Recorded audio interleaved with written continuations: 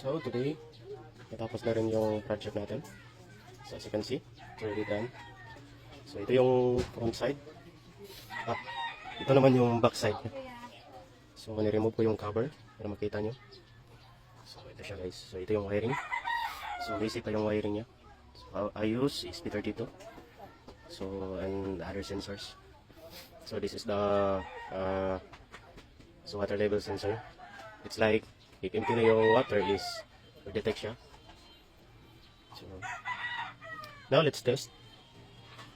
By the way, ito yung compartment niya. So dito yung mahulog yung cans. Dito muna naman yung plastic bottle. So it accepts plastic bottle and cans. So let's try. And by the way, dito yung mahulog yung mga invalid na trash. So yung hindi natanggapin ng machine. So dito siya lalabas. So ito yung mga valid trash. Ito naman yung invalid. Tsaka ito, may laman na tubig. So now let's try this one, invalid trash.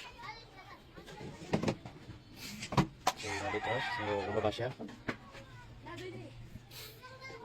So try again. See? Valid siya. Let's try this one. Cans.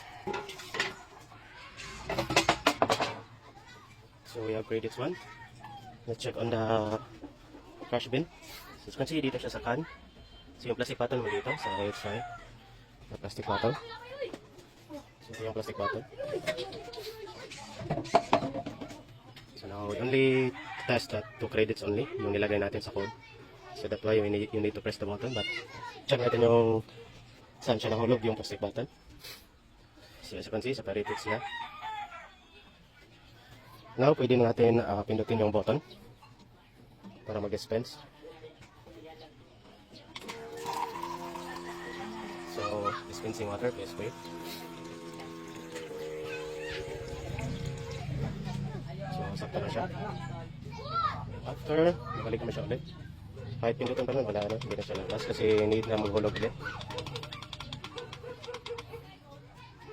So, that's all. Thank you.